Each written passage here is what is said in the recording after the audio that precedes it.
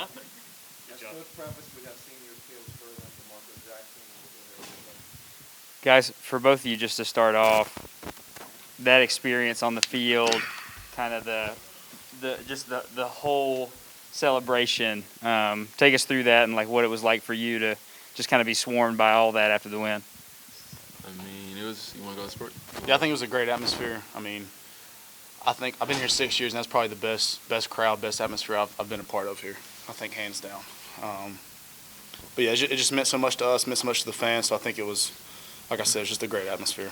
I mean, I just think it was overall great win. I mean, when you can pack out the Rock on a Wednesday like that, a sold out game, have people coming from all over the place just to support us after last week. I mean, it's a sweet feeling. So I mean, this was like all around great win for just App Nation as a whole, really. What was the keys for you guys tonight, just to keep them to such a low rushing turnout when, I mean, that's kind of what they've been known for. I think defensively, I think we just had to. I mean, we got shook early. I think we're down 14, right? Yeah. So I mean, just to be able to stay composed and just to keep chopping wood, just keep coming, doing your assignment. So at the end of the day, to beat that offense, you just have to be assignment sound, and I think we did a great job of that tonight. In case you guys didn't know, you held them to 55 rushing yards. Wow. Tonight. Yeah. Going back to last week, I was in the bench area, and, I saw a defense that was chasing it all night. Just felt like you never quite kind of got where you needed to be. Tonight, that wasn't the case. Talk about the preparation from last week to this week, what you guys were talking about with your coaches, and then what you were talking about players only. I mean, we came in right after the loss. We came in as captains and with the head coach. We met for about an hour and a half to 2 hours, talking about things we can do better, things we on both parts. And then when we came in as a team the following day, I mean, we just came in just addressing the players like, hey man, we need to do this, we need to execute this. Like, it's a mess ups on both parts, but we got to fix our part. I know the coaches, I trust them. Coach Jones done an excellent job this week, game planning, strategizing ways just to fit that offense. It's a complicated offense. Like, you seen the numbers they put up, and we were just really prepared for it. I mean, I just seen guys come in like the biggest thing was finding our edge. That's the thing we felt like we lost last week. We didn't see it out there like that defense, like we wasn't swarming to the ball. I mean, so that was the biggest key for us this week. Play with that App State aggression. I just think everybody knew what this game meant to us and for our season. Didn't really need to be said. It was said occasionally, but I think it's pretty much understood what this game was for us. Late in the game, especially in the fourth quarter, you guys got pressure on a quarterback that doesn't see a lot of pressure. And it was almost like it was just a snowball rolling downhill. Once you started it, it felt like it was just nonstop. It was almost snap after snap. What broke loose for you down the stretch that you felt like was getting you that nonstop pressure? Yeah, I knew that. We talked about it all week. If we get them in a game to where they have to drop back and pass, it's in our favor a lot. You got guys like Meach and Nick on the edge that just go make stuff happen. So I think just being able to get them in that position, knowing that they're going to have to drop back and throw the ball, I think just gave us an edge up. And when we go turn those guys on the edge loose and get some pressure from the inside, and when he's coming on the pressure too, I think it's just great position for us. I mean, for defense, like as Castle, I just think that's who we are. I mean, I'm not surprised by it at all. I mean, if you see what I see every single day out of these dudes in the weight room, on the field, at practice field, like, we just need guys to be that guy. I mean, you ain't gotta do nothing crazy. Just be you, and you see how it is. In the next man up category, you had some DBs down tonight. Sean came out. He's a gamer. Tried to go, had to come off. And now you're, Madison Cone out there at the corner. You've got Travis McNichols coming in on nickel D. Some guys had to step up. Talk about having the confidence in. Doesn't matter who's back there. We know they're capable. Yeah, I think since he stepped foot on campus, I think he's been the real deal, and he's proved himself time and time again. He's just been kind of waiting on his opportunity, and when he gets it, he takes it. I even think back to the ECU game. He's making huge plays out there, first game of the year. So, honestly, I mean, I didn't know Jolly was out till I saw him on the sideline. But I mean, that's just kind of shows you the next man up mentality we have. We don't really worry about it. We have faith in guys that are a little bit deeper on the depth chart, and we just go out there and play. Yeah, I mean, guys just step up. I mean, that's how it always came down to, like the back-wise, our back situation. I mean, Trap is a true freshman. And look at, he came out there and he battled with them boys. And you know how good they are. Likely, Isaiah, like the tight end, like we can play with anybody in the country. I feel like with these young guys, I'm very proud of them, the way they prepared for the sweep. So talking about the pressure on McCall, I remember DeMarco, you put a big hit on an incompletion on McCall, and then he had a few passes after that where the pressure just made him have an incompletion. Was that a thought coming in where you need to hit him and kind of get that little bit of fear sense into him so he feels the pressure? Yeah, like as Spur, like every single day, right before we go out as a D, I said we need to strike fear in every single person on that field, like with our attitude, playing a Jack Boy way. And I mean, that was the thing coming to the game. We need to get in his face, disrupt him, get him out of his element. And then, so, of course, the offense had gone on fourth down a couple of times. Could you talk to me about the trust that you guys have together where they believe that if they aren't able to convert it, they know you guys will come out and make a play to follow it? I think it's just complimentary football at the end of the day. So that starts with Coach Clark having faith in us, having faith in offense to go out there on fourth down and try and go ahead and get that first. So, I mean, me personally, I love when we go on fourth down. I don't care if we're on the 40, the 50. I don't care where we are. I love when we go for it because, I mean, the risk-reward is so much higher for me. And you don't see a lot of people in college football doing that. But I think that's something that kind of can separate us if we continue to convert on those. He said it all for me. So Coastal played 6 other defenses this year. Not a single one can hand them a loss. What was it that you guys did tonight that you did differently from all those other teams? I mean, I don't think we did anything. Like, this is App State. Like last week, last week we just didn't have that edge to us. Like this week, we had to really think to ourselves. People don't care that we're App State. Like we don't get that respect or whatever. People think, oh, they're off the. No, like we just need guys to be those guys. Just be who you are and make the plays you got to make. That's how our defense is.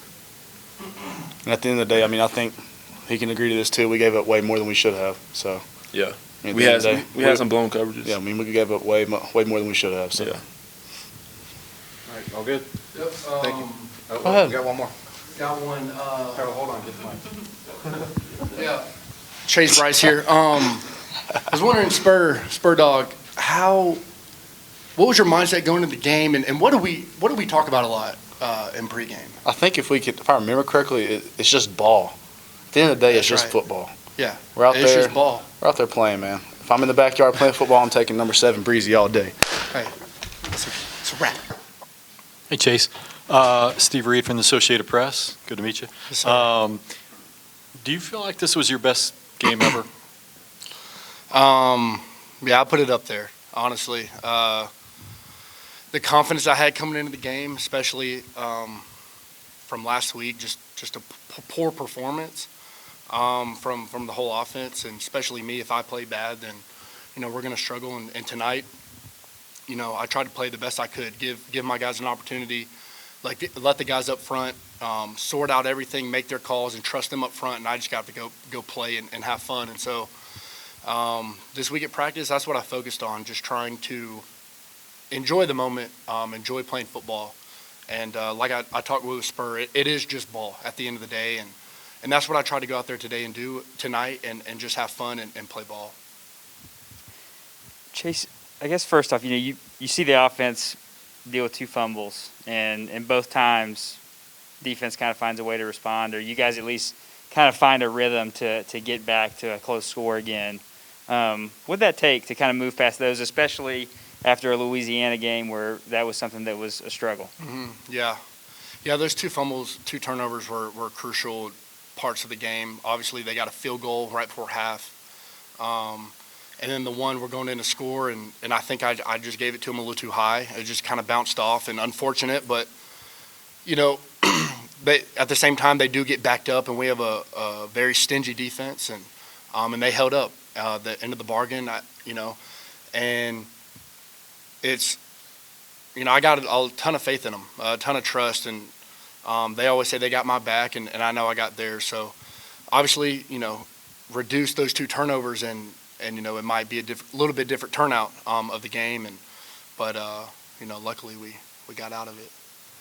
When you decided to come here, was something like this something you envisioned? Like, was this kind of in your mind, maybe being able to get a win like this in Boone? Yeah, yeah, that's twice, 2 wins like that. Marshall earlier this year, and now this one just coming down to the wire.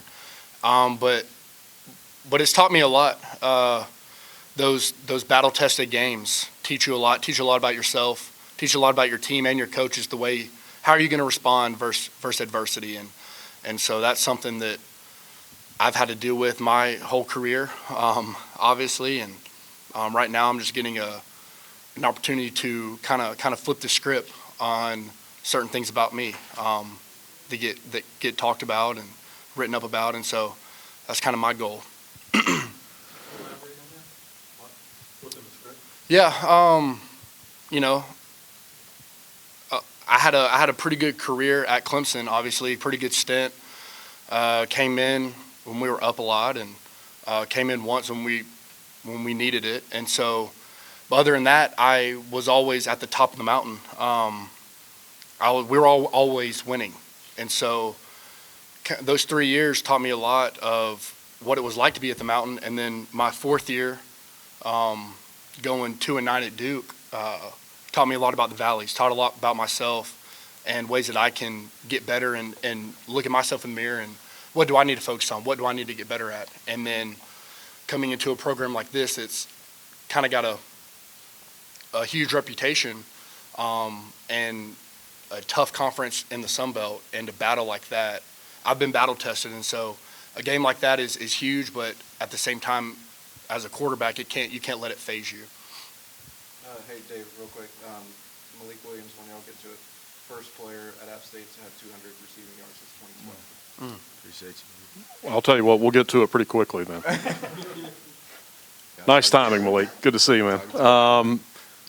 For both of you, kind of in combination, the understatement of the night is clearly Frank Ponce and the offensive staff saw something that you two could get done tonight. Talk a little bit about what it's like to have that kind of confidence in your offensive coordinator, that he can find that opportunity and you guys can just keep hitting it over and over again. I don't think it's anything new. I've connected with Malik a ton in the spring, in the fall, and the whole year we've connected. And I think, a lot of speculation and, was about just last week's game. Obviously, we didn't play well. We didn't connect a lot. And personally, I was struggling. But tonight, seeing it clearly and just giving him an opportunity, just like I'm going to do the other 4 guys, 5-6 guys that roll out there. But something about him getting open, and honestly, I just have a great feel for what he's going to do. There's a lot of plays that I made that, like Coach Ponce says, you just got to let the shorties play, man. And so that's what he was doing tonight. For me, I say just connecting in practice. Like it all starts right there. So once we started doing that, it was just like it just got to come on Wednesday. So it was just love out there. So we loved it out there. It was fun. I'd say that was fun for you. When you were running that, whatever you were doing across the middle, the expectation is, hey, eventually Coastal's going to do something to try to stop this. Did you ever see anything change? And if you did, how are you continuing to be successful? I would say just still watching film, and then just knowing how our scout team played in practice. It was just like, okay, this is what we have to do. They didn't change much, but I don't know. It was just fun out there. I can't even explain all that. Well, you should probably be tired after all that running. You guys, it's a little bit of deja vu with last week. You go down 14-0. How much did dealing with what went on last week, understanding kind of what happened, being able to absorb that, and then coming back this week, did it kind of help to say, okay, not again. We're going to push through this. We know what we need to do. Let's just move forward on it. Yeah, it's like we got the breath knocked out of us last week. We could never get it back. And the sideline was different this week in comparison to being down 14-0 last week. It was just still uplifting. Still, we knew. I mean, we were shooting ourselves in the foot. We were backing ourselves up, and we just weren't getting that momentum. But then we found it. Then we started rolling. The onside kick was huge for momentum and kind of tying the game back up. So, that's kind of what I think. Yeah, I mean, I say like from last week, like everybody we still believe, like even though we were down, like we all still believe like we could still come back and win. And then just the same as this week, like it was just go down 14. I mean, we just need one play that's just gonna like just give us that spark. So I mean, once we had that, it all got together. Malik, I have it in my notes that you set a career high in receiving yards with 10 minutes left in the first half. Which I did not know that. is kind of ridiculous. Did you feel in the moment like, I've got it tonight? I mean, first I gotta appreciate my boy right here. So appreciate you, baby. But I mean, coming into this week, it was just like Coach Ponce to come up to me and be like, Malik, this is your week. Like you might be doing something this week. So I mean, once he told me that, it was just like, okay, I just gotta do it in practice, and it all come to the game. So I mean, it definitely came to the game for me. And then for both of you guys, what does this win do for your guys' season moving forward? Oh man, Put us back. yeah, I mean, it's life. it put us back in controlling what we can control now, and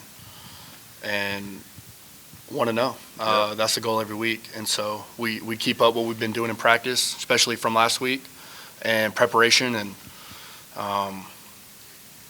taking it one game at a time. That's all I got. I mean, huge confidence. For sure.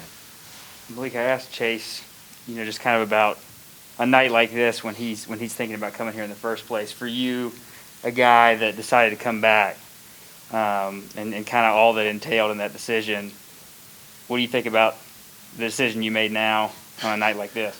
I mean, it's amazing. Just having him as a quarterback, I mean, I love it. Like that is truly amazing. That's a wonderful quarterback back here, man. And I love this O-line just because how they protect him.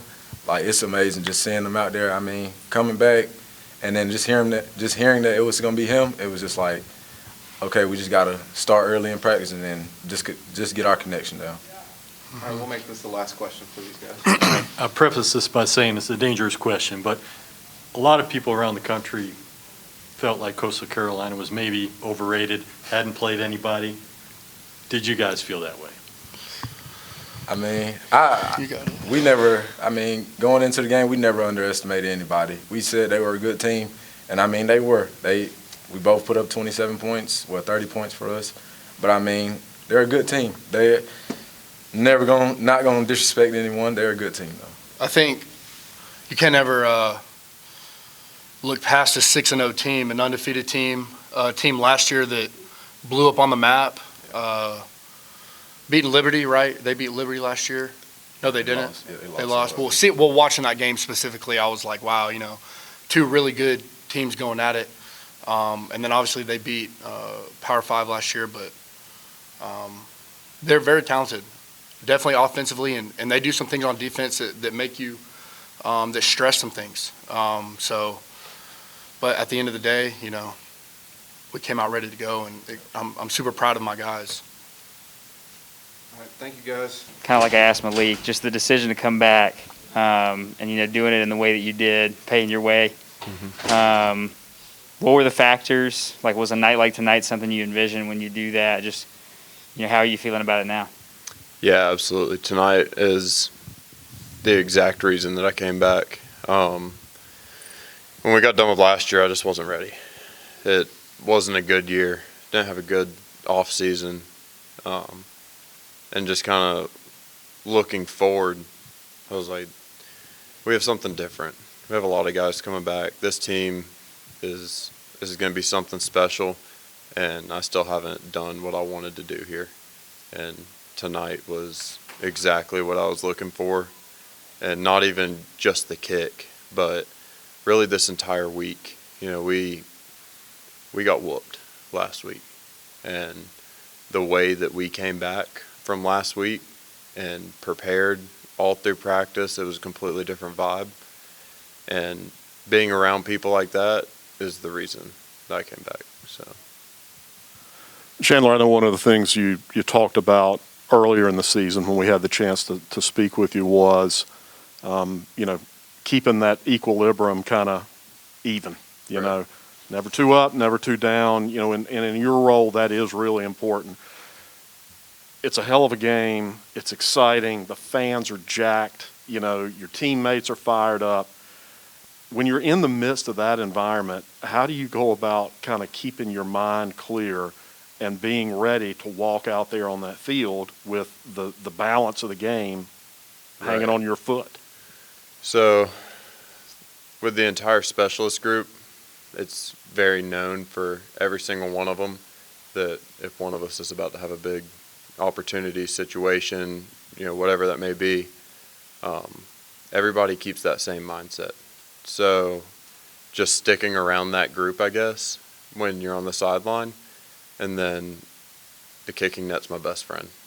I'm at the kicking net nonstop during the game. And that's kind of a no-go area for the rest of the team, obviously, because nobody wants to get hit by a ball.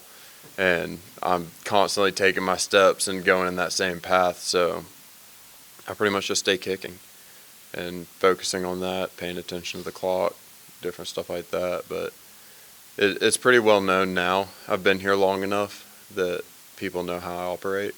And, it turned out good. I'm going to ask you to give us a little analysis on rookie kicker Michael Hughes and that onside kick, which Coach Clark told us nobody else on the field but he and Milan Tucker knew it was coming. Right, yeah. But, talk about what it took for him to make that play because, he's the trigger man. If it goes wrong for him, it goes wrong for the whole play. Yeah, and I was also unaware that nobody knew that was going to happen, including the coaches, from what I understand. That was kind of one of those things that once you get out on the field, the decision's made. And they made the decision to kick it deep left, from what I understand. And Hughes was like, that doesn't make any sense. It's right there. It's wide open. Like, this is what we've been looking for. And so he said that he looked over at Milan Tucker, or he said he looked at T-Bird first and pretty much changed the call. And then when he looked over at Tucker, he nodded his head to him, and very self-explanatory from that point on. That takes some guts for the true freshman to make the call. As you flash back to your true freshman season, could you have pulled that trigger? No, I don't think I would have.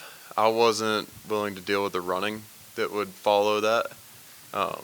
Whether I made it or not, it was a lot different environment when I was a freshman, so I probably would have been running during halftime of the game if I would have made that call. Going back to the third quarter, obviously the point after kick doesn't exactly go well. What was it like on the sideline after that? Because it really didn't seem like the team slowed down any. It didn't seem like you guys let it really get to you at all. Yeah, so initially it was kind of what in the world just happened. And then we're all older guys in that group of three. And I think we all kind of realized at the same time, it doesn't matter what happened. It's going to matter what happened tomorrow. We'll figure it out then. But we have other things to worry about right now. And I'm going to be honest, I still don't know what happened. Clayton still doesn't know what happened. John Stone doesn't know what happened. We're not worried about it. It just didn't work out. It just didn't work out, no. And that's what's so great about our group is I have full trust in John Stone and I have full trust in Clayton. And so that missed opportunity or whatever it ended up being, it doesn't bother me at all because I know on the next one, it's going to be back to normal. Everything's going to be fine. And when you train with the same guys every single day, all summer long, the year before that, like, you start to build that trust, and it makes a big difference in moments like that because it's not always going to go right. So once you can build that trust with them, you're really set. And, last time we talked to you was after the Marshall game where you kicked a game winner. Well, that kind of turned out to be the game winner. Right. What a year, man. So I came back. 2 press conferences, 2 game-winning field goals. Is this everything you hoped it would? Obviously, you talked about you wanted to have that other chance, but where is this in compared to your actual expectations of what this year would be? I never necessarily thought that we would have so many close games. I know that the conference itself is getting a lot better. The separation between the teams is not there anymore how it was my freshman year and really up until last year. So I don't necessarily think that I was like looking at it in that aspect, like, okay, I'm coming back because I know I'm going to have these big game-winning kicks. But in reality, that's what I wanted. I wanted these opportunities. This is, as a kicker, what you look forward to. And it really made the decision to come back that much sweeter. All done? Okay.